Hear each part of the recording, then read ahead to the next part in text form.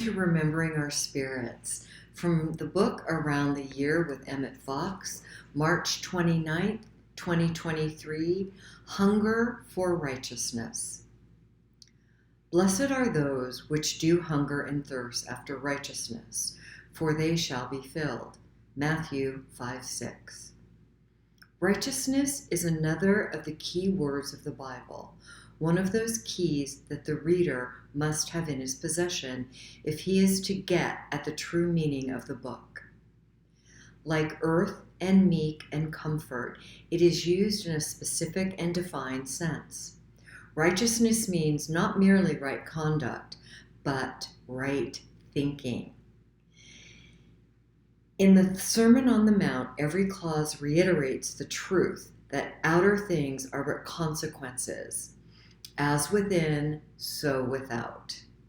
When people awaken to a knowledge of these truths, they naturally begin to apply them in their own lives, realizing at least the vital importance of righteousness. They begin immediately to try to put their house in order.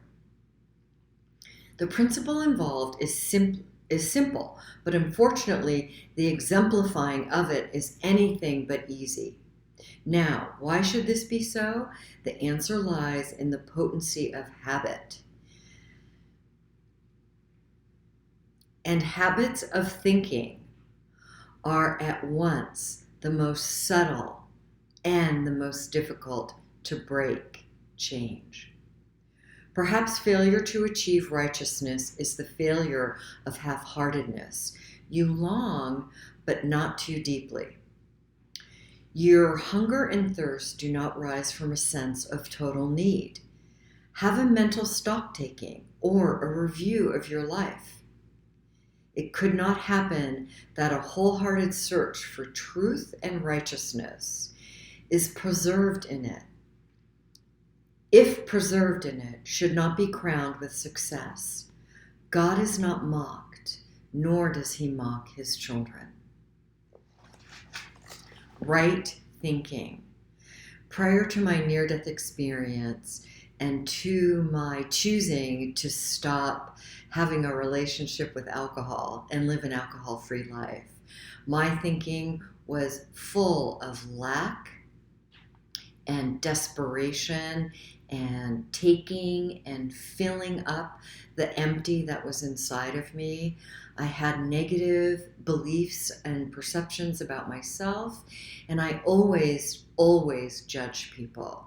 Non-judgment is a true spiritual practice, and the practice of non-judgment is not easy.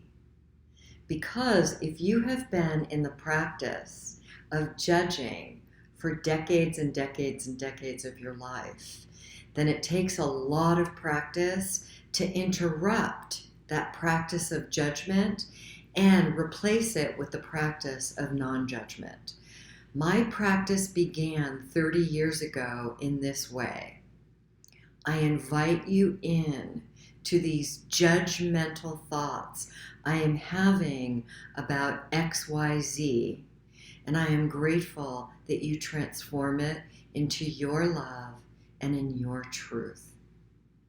Now, I sometimes had to say that affirming prayer 50 times in a minute.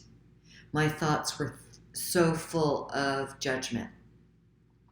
Today, I live a life in much more right thinking because I've been practicing and interrupting and replacing and correcting my judgmental thoughts with love and truth for 3 decades.